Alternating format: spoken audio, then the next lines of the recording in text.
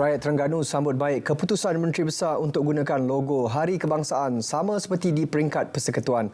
Mereka berpandangan Hari Kebangsaan seharusnya diraikan semua pihak dalam semangat penyatuan tanpa mengira fahaman politik.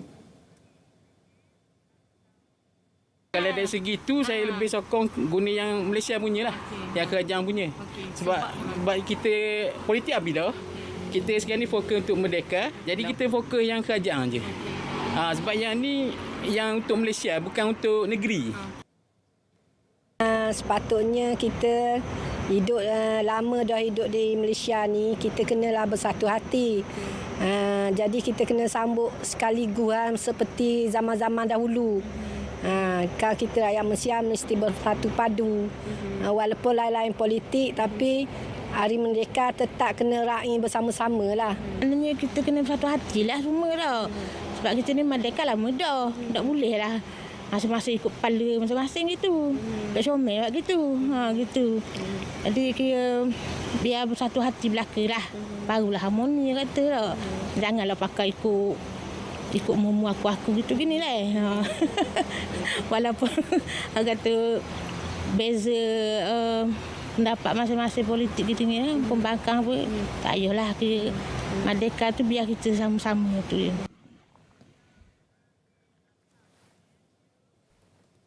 Sementara itu, Pengerusi Pakatan Harapan PH Terengganu, Datuk Raja Kamarul Bahrain Shah Raja Ahmad berkata, langkah Menteri Besar Terengganu berhubung penggunaan logo Hari Kebangsaan itu wajar diikuti semua kerajaan negeri. Jelas Datuk Raja Kamarul, setiap perbezaan pendapat harus diketepikan demi membina negara yang lebih makmur. Rakyat juga tidak wajar dibebankan maupun diheret ke dalam kancah politik tidak berkesudahan. Semalam, Menteri Besar Terengganu, Datuk Seri Dr. Ahmad Samsuri Mokhtar memaklumkan kerajaan negeri akan menggunakan tema Hari Kebangsaan dan Hari Malaysia tahun ini, iaitu Malaysia Madani Tekad Perpaduan Penuhi Harapan dan logo Malaysia Madani yang ditetapkan Kerajaan Persekutuan. Bukannya logo dan tema alternatif dicadangkan Pemuda Perikatan Nasional PN. Dua lelaki tempatan yang menjadi dalang menjual bintang dan lencana darjah kebesaran negeri Pahang menerusi platform e-dagang ditahan polis. Penahanan dilakukan secara berasingan di Kuala Lumpur dan Puchong 8 Ogos lalu. Suspek dipercayai menjual satu set darjah kebesaran lebih RM1,000. Suspek direman 4 hari bermula 9 Ogos, kemudiannya dilepaskan dengan jaminan polis. Kita merampas beberapa barang-barang kes lah melibatkan lambang, penjualan lambang tersebut. Jadi kes ini masih dalam siasatan dan tangkapan juga dan rampasan telah dibuat. Kita cuba untuk membuat susulan siasatan dan juga untuk melengkapkan siasatan. Jika ada sabit kesalahan tu kita akan bawa untuk pertuduhan. Beliau menyatakannya selepas majlis pemakaian pangkat dan serah terima tugas Timbalan Ketua Polis Pahang baru, Datuk Nur Hisam Nordin menggantikan Datuk Muhammad Yusri Othman. 3 nelayan yang dikhawatiri hilang semasa menangkap ikan di perairan Kemasin Bacok telah ditemukan di Thailand pukul 2.30 petang tadi. Mereka dalam keadaan selamat. Rohemi Ahmad, Nik Muhammad Syafiqullah Abdul Hafiz dan Amir Zulfika Cik Wil ditemukan nelayan di Pantai Belawan Takbai. Timbalan Pengarah Operasi Maritim Malaysia, Negeri Kelantan, Komander Maritim Khairun Dalilah Bahari mengesahkan bot dinaiki ketiga 3 nelayan tempatan itu dihanyutkan ke negara jiran selepas kehabisan minyak dan rosak. Ini pula susulan satu kes penyakit batuk kokol atau pertusis yang dilapor di Rompin.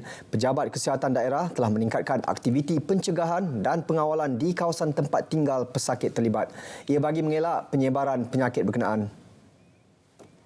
Setakat ini, situasi penyakit itu adalah terkawal. Sabtu lalu, satu kes penyakit batuk kokol dilaporkan di Kampung Bahagia Rompin. Ia membabitkan sebuah keluarga terdiri daripada ibu dan 2 anaknya. Mereka telah dirawat dan kini dalam keadaan stabil. Batuk kokol berlaku disebabkan bakteria Bordetella pertussis yang disebar melalui udara. Ia menjangkiti mulut, hidung dan tekak.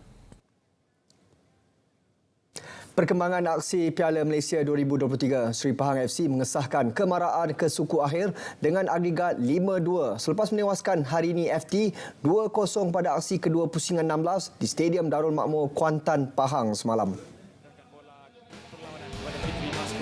Dalam aksi tersebut, Kapten yang juga penyerang skuad Tok Gajah, Kepah Sherman muncul wira pasukan apabila meledak kedua-dua jaringan sekaligus memastikan kemenangan buat Seri Pahang.